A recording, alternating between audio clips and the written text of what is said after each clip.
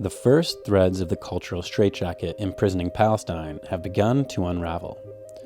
Notable musicians, DJs, theater artists, writers, and filmmakers have all started to challenge the hegemonic cultural acceptance that the Israeli state and private sector have spent decades and millions of dollars fostering. In February, Canada's most prestigious literary award, the $100,000 Giller Prize, quietly dropped its premier sponsor, the third largest bank in Canada, Scotiabank. The decision came on the heels of a year-long boycott campaign led by hundreds of prominent Canadian writers and bookworkers who refused to submit works for consideration and interrupted the award ceremony.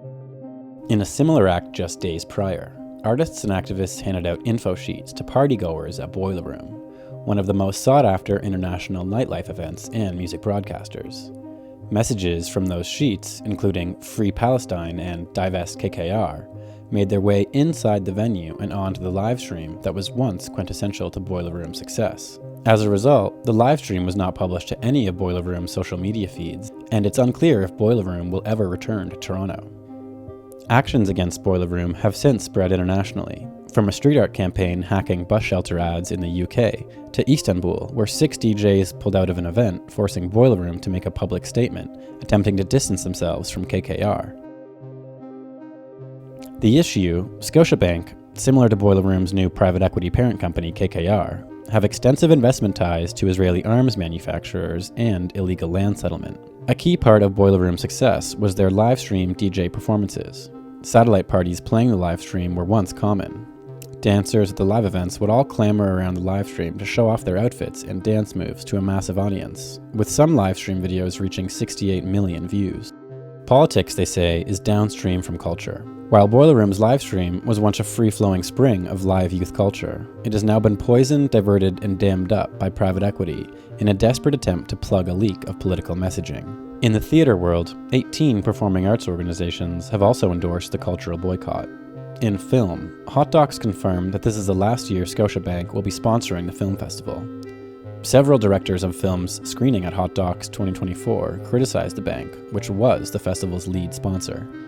Both of these actions are in response to the Palestinian Campaign for the Cultural and Academic Boycott of Israel, the cultural arm of the Boycott, Divestment and Sanctions National Committee, an organization which the Israeli government considers the second greatest threat to its existence, next only to Iran's nuclear program. Historically, the Israeli lobby has relied on the tactic of smearing its critics as rabidly anti-Semitic, terrorist sympathizers. Evidently, that strategy is beginning to fail.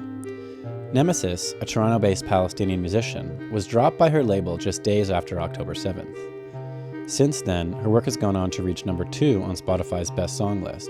She sold out shows in Vancouver and Toronto, won 2 Junos, and performed at the award ceremony. Internationally, this year's Oscar for Best Documentary went to the Palestinian director of No Other Land, Hamdan Bilal, who was beaten and detained by Israeli settlers and soldiers in the West Bank shortly after winning.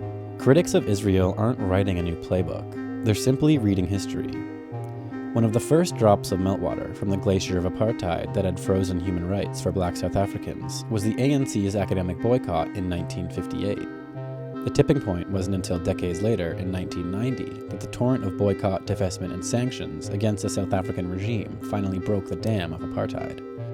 The arc of the moral universe is a long bridge over a raging river fueled by the ebb and flow of progress.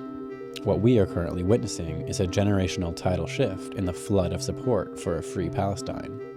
In today's world, dominated by the ever-reaching tentacles of private equity, the enormity of investment institutions, while on one hand seeming insurmountable, also offer a unique vulnerability.